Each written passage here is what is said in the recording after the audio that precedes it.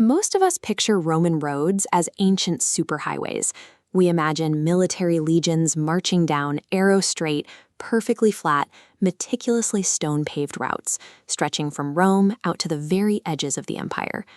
This textbook diagram shows exactly how these routes were supposedly built. It outlines a massive trench, 3 to 6 feet deep, filled with 4 distinct, highly engineered layers: the statumen, rudus, nucleus, and a top cap called the pavementum. That diagram's complex cross-section comes directly from a French cartographer named Nicolas Berger. In 1622, he documented those exact 4 layers while mapping the Roman Empire. However, those layers were actually instructions for laying the foundations of a Roman building. Berger had been reading the texts of Marcus Vitruvius, a 1st-century Roman author writing about architecture and interior floor foundations. Berger confused the Latin word for floor, pavementum, with the French word for a paved road. When archaeologists excavate Roman routes today, they do not find a massive 6-foot-deep architectural foundation. For 4 centuries, our entire understanding of ancient Roman infrastructure has been built on a translation error. Laborers actually used a much simpler construction process. They scraped back 6 to 12 inches of topsoil, then packed that shallow trough with local gravel and hardcore stone to create a raised trackway. Outside of major forts and densely populated cities, these routes were overwhelmingly made of compacted dirt or gravel. The image of a completely paved, pristine stone empire is a fiction. The legend of their flawless surveying also fails under scrutiny. The Romans used a tool called a groma, essentially a cross with hanging plumb lines, to sight distant targets. Over a span of 50 or 60 miles, relying purely on line of sight and beacons is remarkably difficult. As this map shows, because hitting a distant target dead-on was so hard, surveyors often laid a line from both directions simultaneously. When those 2 construction crews eventually met in the middle, it resulted in a noticeable kink in the alignment. These physical tracks were relatively cheap to lay, remarkably shallow, and occasionally crooked. They are not the flawlessly engineered superhighways of popular imagination.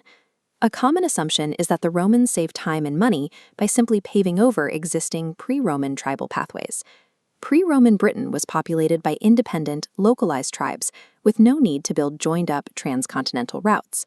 Rather than following the path of least resistance through the landscape, the Romans actively forged entirely new trajectories.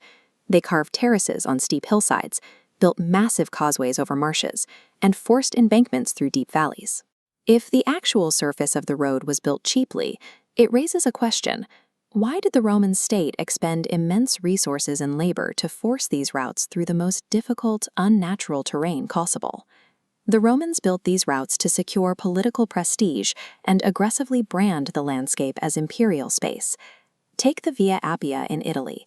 At 360 kilometers long, its initial construction around 312 BC was so expensive it nearly bankrupted the Roman state. These massive undertakings were viewed as vital cultural triumphs. By 19 BC, the empire began minting coins, depicting elaborate archways that marked the entrances to these routes, treating the road network itself as an elite, high-status space. Historical inscriptions reveal that Emperor Hadrian paid to repair a mere 15-mile stretch of the Via Appia. The bill came to 2 million sesterces.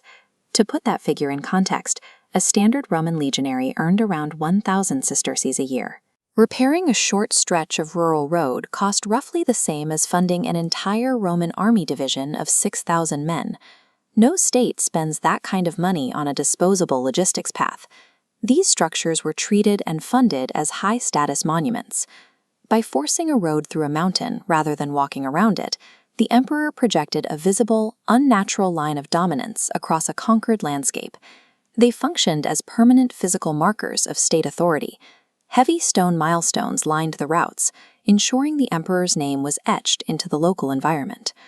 We routinely project our modern ideals of logistical efficiency onto the ancient world, but the Roman civilization was driven by legacy, status, and ego. These paths functioned as massive political monuments, broadcasting the undeniable power of Rome to everyone who walked them.